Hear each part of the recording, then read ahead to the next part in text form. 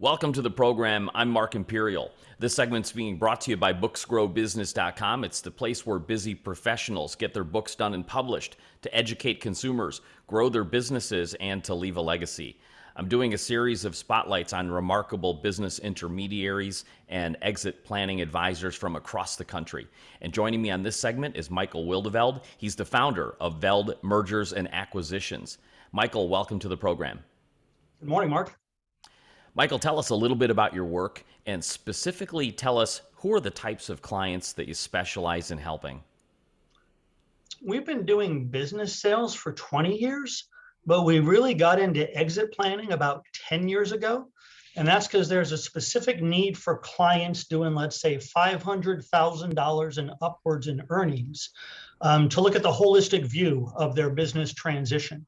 It's not just about, what you sell and what that initial strike price is. It's about how much you keep and what are your greater life goals, whether that be your retirement, your family and staff situation or other shareholder situation, or what you want long term. It's not, a lot of folks aren't selling just to retire, or if they are, they realize that might not be for them in the long run. These business owners that you work with, they're great at starting a business, running it, growth, but when it comes time to selling, do many of them even know where to start?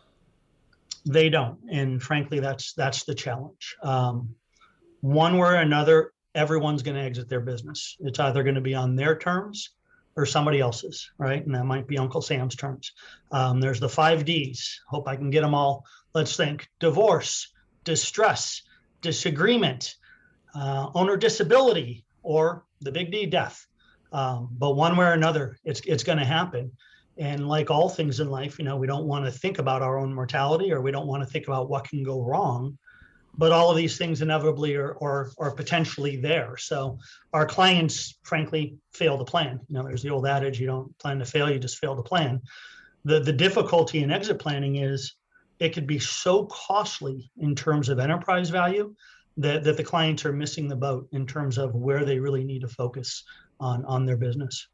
So when you shine a light on that, it makes you realize that, hey, maybe you really need to plan on this when you start the business. It almost seems like you need to get that in place. One of the inspirations for doing this series is the lack of information out there and the knowledge of like what an exit planner does. Can you kind of help us shine a spotlight on the role of an exit planner and what you help these business owners go through? Of course. If I were going to make it real simple, I'd say the exit planner is the quarterback. There might be 10, 12 plus disciplines on any exit planning team. It's not really just one person. It's a team of people, service professionals in their respective fields. And that could be, just think about the accounting umbrella. We might have the auditor, the quality of earnings report and due diligence team. We might have your day-to-day accountant, but also your tax accountant, your real estate appraiser, and your business valuator. All of those are potential parties on an exit planning team that participate, but that's all just under one umbrella. There's also your wealth management, your financial planning, that could include or should include your insurance planning and all the insurance products, and not your typical just life available related insurance products, but all the ones that could help you mitigate your taxes on sale. Of course, there's legal, a key component, but not only your incumbent attorney, but also your M&A advisor attorney. So 2 different fields, but all of these folks come together. The exit planner really is, I said, the quarterback. We're trying to get all these folks to work in concert with one another to do what's best ultimately for the client. And again, it's not about just selling a company. That's what we focused on for the first 10 years. It's really about what's that holistic picture of long-term planning. There are a lot of moving parts in this. And, speaking of that business owner that doesn't really know where to start, do they hold any preconceived notions or any myths or misconceptions that they've heard around the subject of exit planning that aren't quite right? What have you heard? Of course, there's nothing but preconceived notions. Number one, everyone focuses on what their exit value is, right? It's an easy number. They say, I want to sell for $10 million, right? So let's take that $10 million example. They have that in their head, but they're not thinking about what they're ultimately going to net after capital gains taxes, after fees and expenses, and where they're going to be long term. Do they have an investment strategy post sale? So these owners will focus solely on, how do I build? Let's say it's a company doing 2 million in EBITDA, or proxy for earnings. They're looking at a 5 times multiple. So they're going to focus on that $10 million number. They might invest hundreds of thousands of dollars in a few years to try to squeeze $15 million out of that sale by getting that $2 million in earnings to $3 million in earnings. The challenge is, if they properly plan, they might net more out of sale proceeds right at that $10 million strike price than by ever spending the time, risk, energy, or anything else in growing the company. You can get the juice without necessarily having the squeeze. It's just out of their field, so they don't think about that, right? There's a learning curve to understanding everything available to you. I'm still learning every day. But owners, aren't going to think about that. And then they're going to go to their legacy trusted advisors, all of which are well-meaning, but a lot of them aren't exposed to all of these different fields. And any of the ones that I mentioned, the dozen plus, everyone has a company. That company has a product. Those advisors sell that product. That's what they're used to. That's what's in their comfort zone. But there's a whole gamut of not only transition options, but also tax mitigation or efficient tax strategies that could be employed in any given sale. No one's gonna be aware of that. I hate to digress, but I'll share. If we've come up with, let's say, 20 transition strategies, right? And 3 might be kind of the tried and true that everyone knows about. A traditional sale, an ESOP sale to your employees, or something within family type of transition. There's about 17 more, maybe 5 of which we've kind of invented or championed, that are a little more exotic. They're a little more, some are more simple, some are a heck of a lot more complicated, but they're all options that really might fulfill that owner's need. And if there's 20 of those strategies, and then the tax planners and wealth managers have about 40 or so tax mitigation strategies, you look at all those combinations, I think that's 800 permutations of what an owner can do to maximize their exit that they're going to be unaware of. Fascinating.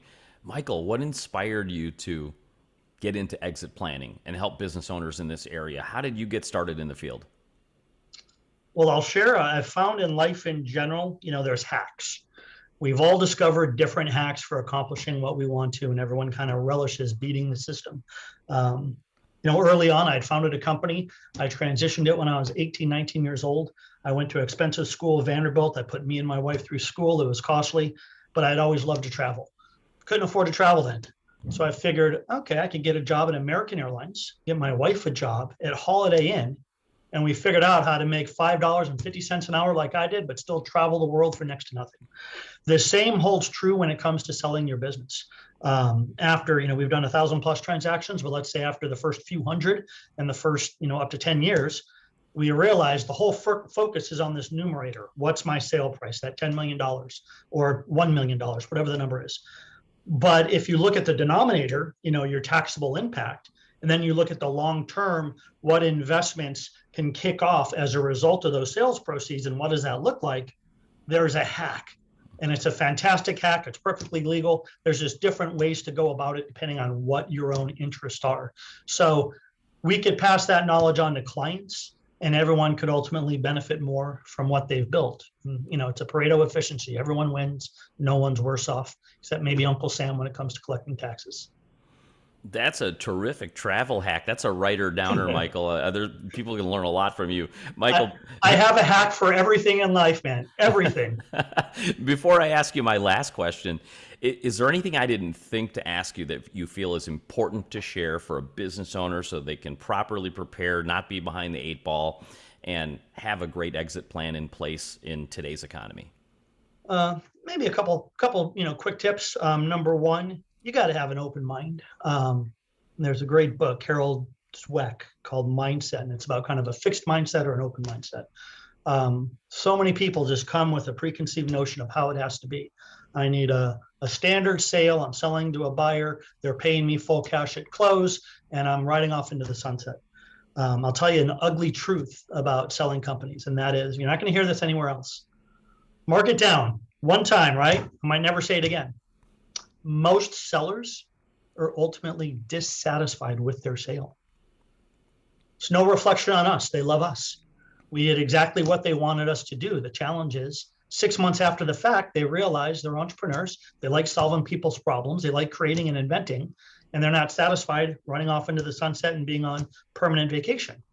So there's ways to plan in advance when you're transitioning to fulfill that desire post-transition. Sage advice. Michael, for those listening who are interested in getting an exit plan together and they really would like to speak with you, how can they find you, connect with you, and learn more? I'd go to our website, veldma.com. Veldma.com stands for Veld Mergers and Acquisitions. We have a exitability assessment on that, just at exitabilityassessment.com. And you can kind of look at where you're at in the planning process and what you do or what you don't know. It's helpful to folks. You can always call us, no obligation. Everything's confidential. We like to share knowledge. We like to help folks any way we can. We're not looking to get you into a sales funnel or somehow harass you to try to have you sell before your time. In fact, a lot of times we tell our clients, you shouldn't sell. It's not what you want long term. It's not going to fulfill your family interest, and it's not going to be kind of what you envision for your legacy. Michael, this has been terrific. I really appreciate you stopping by and sharing with my audience today, and I wish you continued success for you and for all of your clients. It's been my pleasure, Mark. Thanks for having me. That was Michael Wildeveld, the founder of Veld Mergers and Acquisitions. And this segment has been brought to you by booksgrowbusiness.com. It's the place where busy professionals get their books done and published to educate consumers, grow their businesses and practices, and to leave a legacy. That's all for now. I'm Mark Imperial, and thanks for joining me.